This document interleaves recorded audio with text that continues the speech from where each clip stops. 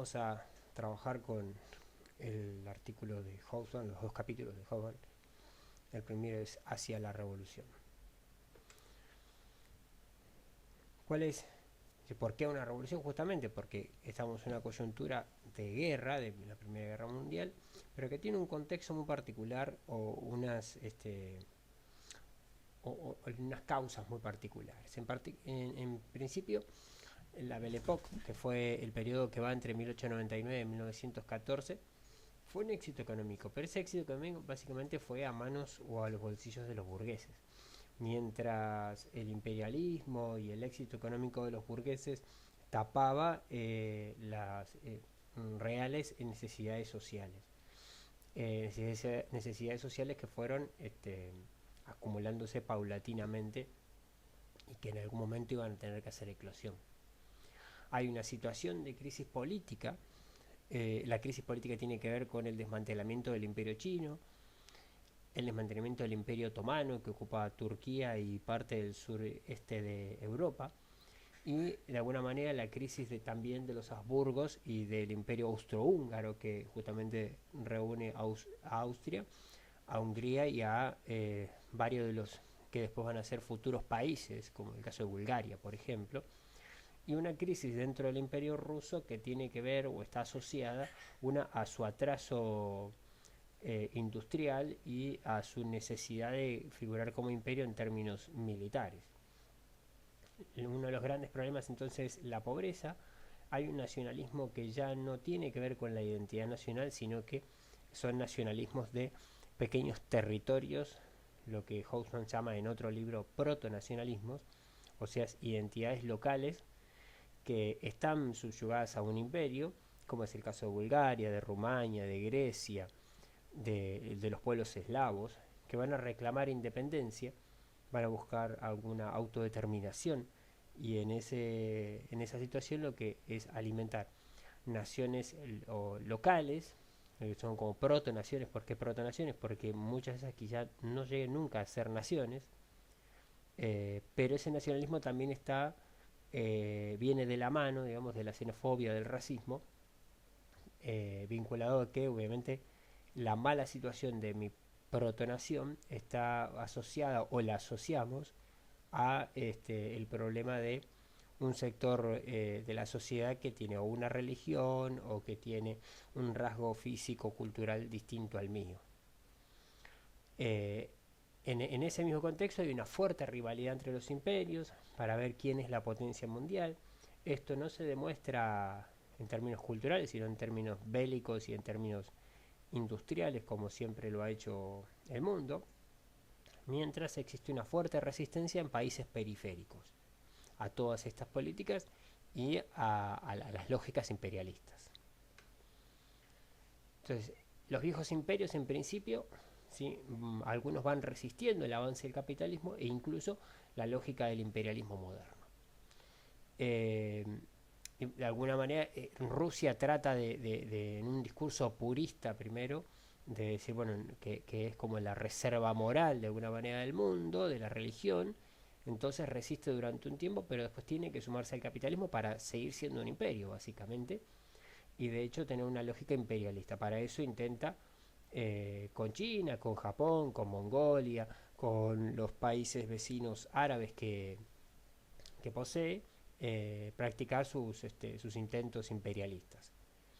Es el momento también donde Rusia vende sus posesiones en Alaska, se las vende a Estados Unidos. Es ese contexto entre un imperialismo boyante de parte, por ejemplo, de Rusia, que es el caso que estamos tomando, o del imperio chino, que frente al avance inevitable del capitalismo lo que hace es retroceder y permitir posiciones de enclaves a los imperios occidentales, tratando de conservar su identidad por fuera del capitalismo. Estos protonacionalismos que decíamos recién, que tiene que ver con esta búsqueda de la independencia, pero que no solamente está vinculado a los nacionalismos, sino a una primavera democrática, que lo que está haciendo es deteriorando la base de poder de las monarquías que sostienen los imperios, ¿no? Justamente. Entonces, al deteriorar esta primavera democrática burguesa las bases de la monarquía, se genera una demanda constante en muchos de los pueblos de su liberación, de su independencia. Esa independencia tiene que ver con la democracia. Es una discusión de busco mi democracia, mi nación, mi libertad, a costa obviamente de esta monarquía teocrática, autocrática, tiránica, en una lógica, por la vuelta, de identidad local. Pero que también está en consonancia en los lugares donde las burguesías se aliaron a las monarquías, esta efervescencia nacionalista y popular va a estar vinculada a una efervescencia comunista, socialista, incluso anarquista. Entonces va a ser los primeros pasos de un comunismo vinculado a las independencias o a la autodeterminación de los pueblos. En paralelo, tenemos, es inevitable recordarlo, es en el movimiento obrero, la Asociación Internacional de los Trabajadores, la AIT, tuvo la mejor generación de intelectuales y activistas. Alguna vez en un libro, Perry Anderson, sobre el marxismo occidental, explicaba las generaciones del marxismo, del materialismo histórico. Entonces la primera generación que marcaba Perry Anderson, obviamente la de Marx, Engels y los que lo rodean, que son profundamente intelectuales. Sin embargo, la segunda generación, que son intelectuales de esa talla, nos referimos a Vladimir Lenin, ¿sí?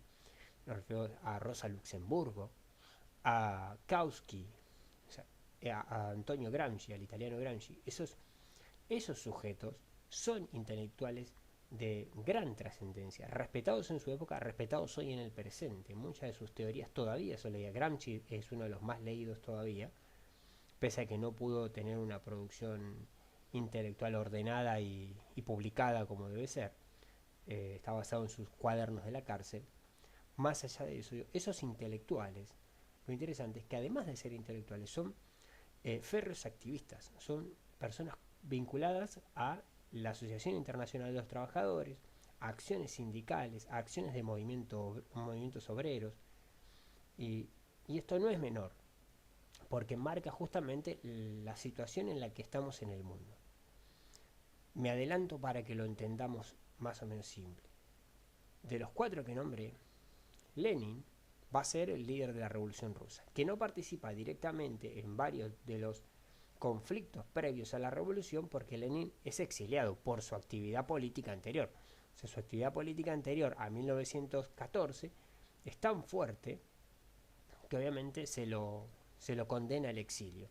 Desde Alemania organiza buena parte del movimiento obrero y buena parte del movimiento comunista ruso. En 1917, en plena coyuntura de guerra, logra llegar a Rusia y sumarse a las filas de la revolución y convertirse en el primer gobernante del primer país comunista de la historia de la humanidad. Eso es para que tengamos una idea de quién es un intelectual como Lenin, pero además de eso, un líder político como Lenin. Otro caso que nombramos, Rosa Luxemburgo, que tiene un plus porque todavía es una sociedad altamente machista y varonil, y tenemos a una mujer liderando el movimiento comunista. Cuando termine la Primera Guerra Mundial, Austria, una parte de Austria va a tener que lidiar, casi la mitad del territorio va a tener que lidiar con una liga que se llama la Liga Espartaquista, que lo que busca es la revolución comunista en Alemania y en Austria, siguiendo los pasos de Rusia, buscando el apoyo ruso, obviamente, y buscando esa coyuntura que les permitiera entrar a la revolución. De hecho, Rosa Luxemburgo propone eso, propone en la reunión de la Asociación Internacional de los Trabajadores, propone aprovechar la coyuntura de la Primera Guerra Mundial para organizar a los obreros y hacer definitivamente la revolución socialista universal. Lenin no está de acuerdo, pero paradójicamente Lenin es el primer favorecido por esa teoría de Rosa Luxemburgo, y Rosa Luxemburgo busca hacer su teoría realidad en la zona de Austria y Alemania, apoyada por Kautsky, otro de los integrantes de la Asociación Internacional de los Trabajadores. No lo logran, pero más allá de eso tienen ocupada casi el 40% del territorio. En esa misma coyuntura, el otro gran líder, y justamente vinculado a un intento muy similar en Italia, es Antonio Gramsci. Antonio Gramsci se suma a los consejos obreros tratando de hacer una revolución comunista en Italia. De hecho, es tan relevante su militancia política que cuando el fascismo en el 22, o sea, 4 años después de finalizada la Primera Guerra, el fascismo accede al gobierno, lo primero que hacen es declararlo, ¿sí? Sospechoso de espionaje y un montón de cosas más, y además de eso, condenarlo durante años a prisión, sin explicar cuál es el motivo total, porque de hecho es un diputado en ese momento, y termina preso hasta que su salud se deteriora tanto que termina muriendo dentro de la cárcel. Pero eso nos da una evidencia de, solamente tomando 4 ejemplos, de esta dinámica que tiene el movimiento obrero vinculado a tener líderes de ese talante, pero además de eso, de ser líderes políticos, son grandes intelectuales que hasta hoy todavía muchas de las teorías sociales que leemos y que estudiamos tienen que ver con lo que ellos plantearon. ¿Cuáles son los grandes problemas sociales? El éxito del capitalismo lo que genera es un impresionante enriquecimiento de la burguesía, pero que no genera un efecto automático o inmediato sobre las clases sociales. Porque obviamente la tecnología que expulsaba a trabajadores de los campos permitía justamente generar excedentes de mano de obra para las fábricas. Mientras que el ascenso económico de los países latinoamericanos o los países que se incluían al mercado mundial lentamente, incluyendo a Estados Unidos, también generaba una demanda de trabajadores. Entonces la expulsión de los trabajadores del campo europeo podía ser recibida en las industrias industrias europeas que con la tecnología podían volver a expulsar mano de obra, pero mano de obra que podía ir a caer en América buscando trabajo. O sea, ese constante efecto, ¿sí?, va a permitir a las clases sociales, a los trabajadores, reubicarse laboralmente. Pero justamente eso es el motivo por el cual los sueldos no suben, porque hay una sobreoferta de mano de obra. El capitalismo está generando excedente de mano de obra por la tecnología, la maquinaria que está utilizando. Y justamente al generar excedentes de mano de obra, la mano de obra hace más barato el salario. El imperialismo, además de eso, o sea, en paralelo, el imperialismo va a generar una competencia entre las potencias para ver quién es la potencia más poderosa. Y en esa búsqueda de poder, obviamente, se van a armar o se van a desarrollar una serie de teorías de carácter, en principio, nacionalista, pero que tienen un trasfondo de discriminación. Básicamente, tratando de mostrar quién es la potencia católica, que los protestantes son todos avaros, que algunos están dominados por los judíos. Estamos hablando de cómo se arman las justificaciones. Esto es lo que se conoce como chauvinismo, ¿sí? Y es el contexto justamente de las teorías del darwinismo social, donde está esta especie de ley del más fuerte, donde el más apto es el que va a sobrevivir, y debido a que el más apto es el que va a sobrevivir, justamente es el que tiene derecho o que necesita, como dirá después el nazismo, un mayor espacio vital, porque es una raza más fuerte y necesita por lo tanto más espacio en el mundo, y al ser una raza más fuerte tiene que, en la famosa teoría del hermano mayor, tiene que proteger a aquellos que no pueden. Entonces lo que hace es colonizarlos, conquistarlos. Cuidar, por ejemplo, Alemania, Inglaterra o Francia van a cuidar a los países africanos que todavía están como en una especie de infancia. Entonces ellos los cuidan, de paso se llevan todos sus recursos, de paso los obligan a consumir los bienes europeos, pero mientras tanto los cuidan hasta que lleguen a su mayoría de edad y puedan de alguna manera hacerse cargo de sus propios países. Esas son las teorías que están dando vuelta en el interior de este imperialismo. No es solamente un imperialismo económico, es un imperialismo cultural profundamente occidentalizante. Para que no confundamos, se llama darwinismo social y poco tiene que ver con el pobre Darwin. Darwin no plantea que es el más fuerte el que sobrevive. El que sobrevive es el que se adapta mejor. Recordemos eso, por la teoría de Darwin dice exactamente lo contrario. Si no, no podríamos explicar la desaparición de los dinosaurios en el mismo momento donde los mamíferos pequeños son los que sobreviven. No son más fuertes que un dinosaurio, sino que todo lo contrario. Se adaptan mejor a la desaparición de la megafauna, de la megaflora. Entonces, al no haber semejante cantidad de animales para comerse, o no haber semejante cantidad de plantas para comer, los mamíferos que comen menos y que son más pequeños, tranquilamente sobreviven mejor, se adaptan mejor al medio, no son más fuertes. Digo, cuidado con esto de entender mal la lógica darwinista. El darwinismo social sí impone la lógica del más fuerte. En esa coyuntura se da un desarrollo de lo que se conoce como cristianismo social, ¿sí? Que expresa, digo, para que no entendamos que solamente es el marxismo la expresión o la izquierda solamente la expresión, sino que ya la iglesia tiene una facción que desarrolla una lógica de cristianismo social, lo que se llama la democracia cristiana, que lo que busca es una lógica reformista, desde adentro de estas democracias liberales que ya venimos trabajando, intenta generar reformas que beneficien a los sectores trabajadores de la lógica de la asistencia, de la lógica caritativa. Otro sector que produce una crítica muy fuerte es el anarquismo. De alguna manera, en algunos países como en el nuestro, es el auge del anarquismo, es el mejor momento del anarquismo, es el que da respuesta más a esta sociedad marginalizada que está migrando y con una lógica muy fuerte antinacional, antilímites, antifronteras. El anarquismo puede interpretar a un italiano que está trabajando en la Patagonia. Lo puede interpelar mejor. ¿Por qué? Porque el mundo es uno solo y no necesitamos fronteras ni banderas. Vos podés ir y venir a donde quieras. Ese es el discurso frente a un imperialismo que está diciendo que todo es lo contrario, que la raza más fuerte somos nosotros y por lo tanto tenemos que delimitar y quedarnos con el planeta. O sea, hay una contrapartida muy interesante y el anarquismo muestra una fuerza interesante en esta coyuntura para poder convertirse en la voz de muchos. El comunismo, que como ya habíamos explicado en nuestro anterior, tiene un momento importante en cuanto a intelectuales y activistas y que logran entre estos tres sectores, cristianismo social, anarquismo y comunismo, captar ese descontento social. ¿Cuáles son las resistencias de la periferia? O sea, saliendo de los imperios, de la cabeza de los imperios, nos vamos a encontrar con estos protonacionalismos locales, un racismo dominante de las potencias que genera conflicto, ¿sí? De carácter independentista. O sea, la potencia va a decir nosotros somos la raza blanca poderosa y que tenemos derecho a dominar el resto, y los dominados van a decir seremos morochos o no blancos o no católicos y tenemos derecho a ser quienes somos. Entonces, eso, el mismo nacionalismo chauvinista, imperialista de las potencias, de alguna manera va a alimentar esos protonacionalismos locales que no quieren dejarse pasar por arriba por los imperios.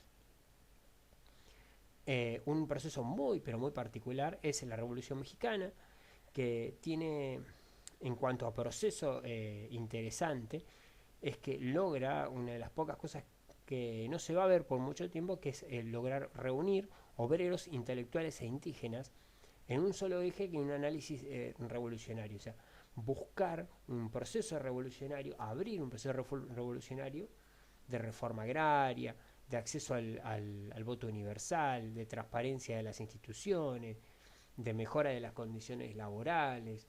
O sea, todas esas demandas van a estar reunidas en la Revolución Mexicana con una síntesis muy interesante, porque otros procesos revolucionarios no apuntan a eso. La Revolución Rusa básicamente es una revolución liderada por intelectuales y obreros, o intelectuales obreristas, o sea, intelectuales que defienden el sector obrero, y pocos de esos intelectuales rusos piensan en el campesinado en lo inmediato. En cambio, la Revolución Mexicana surge por una parte por indígenas, podríamos decir por Emiliano Zapata, surge por los campesinos o los vaqueros liderados por Pancho Villa, pero también hay intelectuales como Flores Magón que van a estar vinculados a los sindicatos obreros, a los sectores de la minería, a los sectores de las industrias mexicanas. O sea, la Revolución Mexicana tiene una riqueza que no tiene el resto de otras revoluciones. También hay unas resistencias populares vinculadas a la identidad religiosa. Nos referimos a la imposición que los imperios le hacen a otros territorios de hacerse cristianos. Ya no dije católicos, dije cristianos, o sea, ya sea protestantes o católicos. Entonces, ese proceso, esa evangelización del planeta genera una fuerte resistencia popular, más que nada en los sectores de carácter islámico. Todos los musulmanes, o sea, los creyentes del Islam, fuertemente resisten, y eso genera otra vez este protonacionalismo, la defensa de una identidad de un patrón identitario que tiene que ver con su religión y con sus costumbres, que van a resistir fuertemente a esta oleada evangelizadora de parte de las potencias.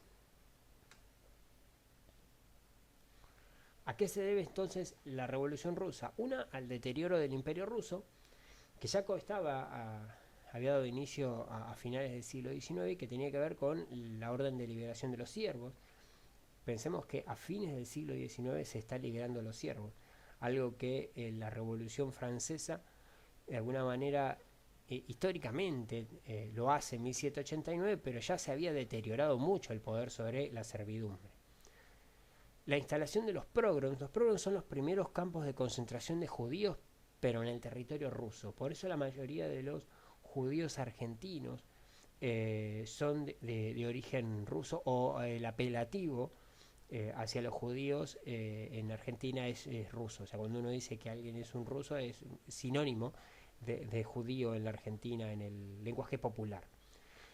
¿A qué se debe? Justamente que la gran mayoría tiene que ver con esta migración que va a producir los pogroms rusos, o sea, campos de concentración digamos, de detención y de castigo de judíos. Muchos de ellos, frente a esa coyuntura, lo que hacen es huir, más que nada los de la periferia rusa, nos referimos a la zona polaca, a las zonas de Ucrania, esos lugares más separados de las grandes ciudades rusas, aprovechan las migraciones y migran con mucha fuerza a países latinoamericanos. En el caso argentino es el momento exacto. Otra de las cuestiones que tiene que ver con el contexto del Imperio Ruso, que es lo que ya dijimos, la fuerza del movimiento obrero, liderados obviamente por Stalin, Trotsky y Lenin, los tres líderes de la Revolución Rusa. En 1905 hay un intento, una revolución, digamos, un intento de reforma que aplica la Duma. La Duma es un parlamento. Para que podamos comparar, fíjense que estamos llegando a una monarquía que recién acaba de liberar los siervos a fines del XIX, a principios del siglo XX, acepta un parlamento, ¿sí? Las monarquías parlamentarias casi están instaladas desde 1830 a 1848. Esta Duma, que sería el parlamento, se vota, se eligen los representantes, pero nunca es convocada. Eso genera una crisis interna dentro del imperio, pero la tardanza en convocar a la Duma queda tapada por el estallido de la Primera Guerra Mundial.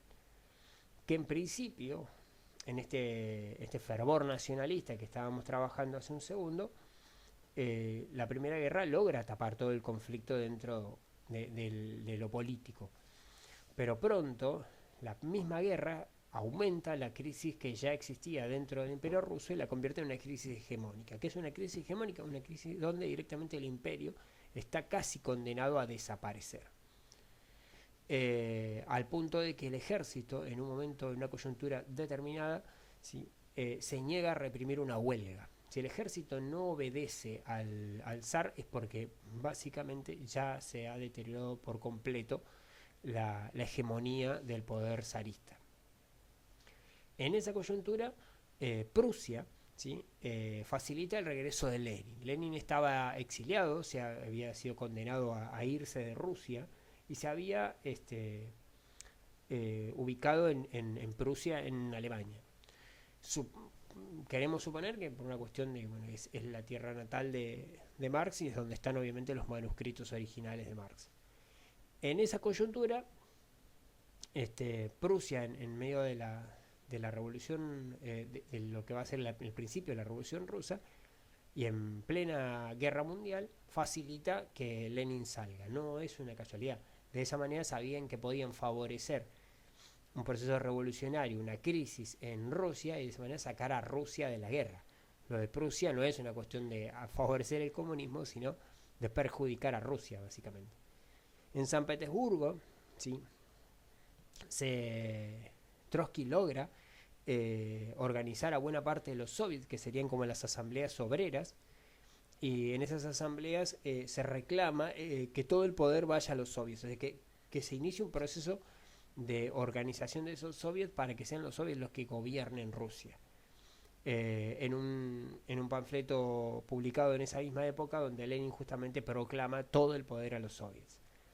Entonces el movimiento obrero en paralelo es liderado por Stalin. Entonces tendríamos a Trotsky en estos soviets, en estas asambleas, Lenin llegando a Rusia como gran intelectual y líder político, y el movimiento obrero, los sindicatos, respondiendo al poder de Stalin, lo que radicaliza rápido las posturas y permite el éxito del inicio de la Revolución Rusa. Dentro de la Revolución Rusa hay dos revoluciones, hay que más o menos entenderlo. La mayoría socialdemócrata, ¿sí? Está dividida en dos sectores. Los mencheviques, que serían la mayoría, o sea, la gran mayoría de esa socialdemocracia, y una minoría, que son los bolcheviques, que serían como el sector popular por definición, pero en realidad son los menos populares dentro de esa socialdemocracia. Por lo tanto, al tener mayoría los mencheviques, cuando estalla la revolución, en febrero, se permite el acceso de los mencheviques al gobierno.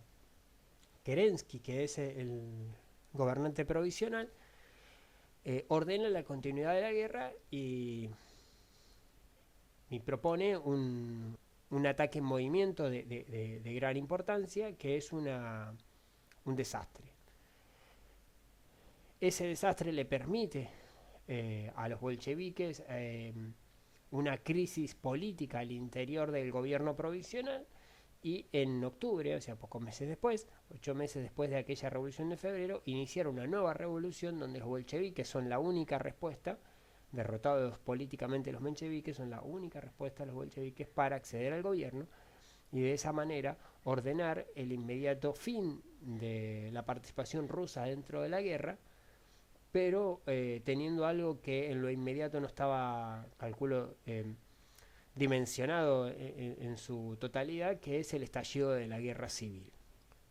Desde 1871, o sea, con aquello de la guerra franco-prusiana que tenemos en el otro video, el sistema mundial muestra una tendencia a desestabilizar, muestra un grado de desestabilización. ¿En qué se radica la desestabilización? En la carrera armamentística cada vez más poderosa, y que ese mismo nacionalismo que está tiñendo esa carrera armamentística está acelerando las tensiones entre los diferentes imperios.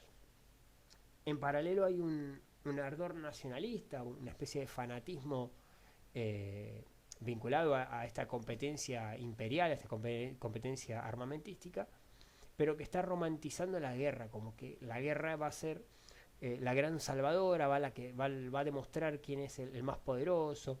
Ir a la guerra es defender a la patria. Se genera todo un romanticismo vinculado a esta carrera armamentística. Los progresos en las armas se hacen evidentes, y en esta coyuntura que se conoce como la paz armada hay una mezcla que es importante, por lo menos a título de ejemplo, donde se desarrolla mucho la tecnología de armas, pero muy poco la tecnología de estrategia, lo que va a hacer de la Primera Guerra un desastre, debido a que las armas son mucho más tecnológicas que las estrategias. Se sigue usando sistemas digamos, estrategias de carga, tácticas de carga, y la carga se hacía con caballos, y inicia la Primera Guerra Mundial con caballos, y en pocos años se dejan de usar los caballos en la Primera Guerra Mundial. Las ametralladoras no permiten el uso de caballos ni de una carga de los soldados. Entonces hay que cambiar todas las estrategias y las tácticas a mitad de la propia guerra, lo que genera los primeros años un desastre de muertes a nivel de los millones de cadáveres. En esa coyuntura que va entre 1870 y 1914, se alcanza el límite imperialista. Nos referimos a que se acaba el mundo y que no hay más para repartirse, y el final de repartirse el mundo implica disputar lo que queda de Europa, que esa disputa tiene que ver con el deterioro de los imperios, debido a que hay imperios que se están cayendo a pedazos. Es la coyuntura exacta para quedarme con un pedazo de ese imperio. El sistema de alianzas y la inestabilidad de esos imperios va a generar otra vez nuevas fricciones, y van a ser la punta de lanza del inicio de la Primera Guerra. Para estructurar las alianzas tenemos entonces Prusia, o sea Alemania, y Francia, que tienen un conflicto histórico por Alsacia y Lorena. O sea, es el límite, que además de eso son minas de carbón y de hierro. Austria y Rusia, que disputan los Balcanes, lo que conocemos como Bosnia, Herzegovina, Serbia, Croacia.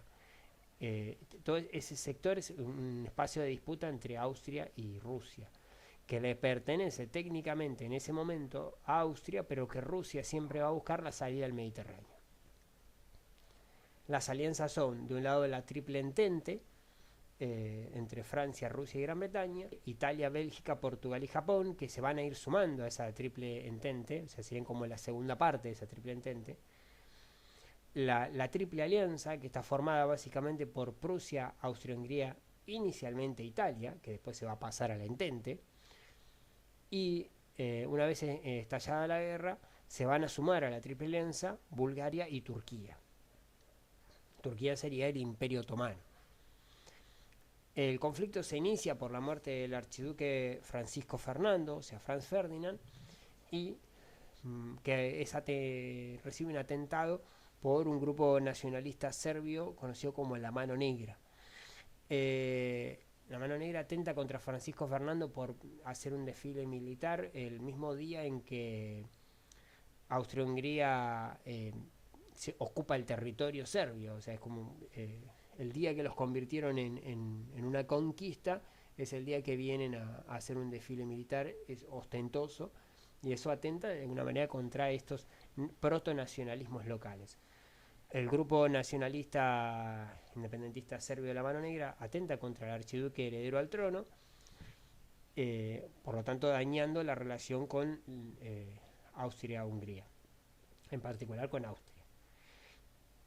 Eso empuja a que Prusia, que es quien de algún modo controla las decisiones austríacas,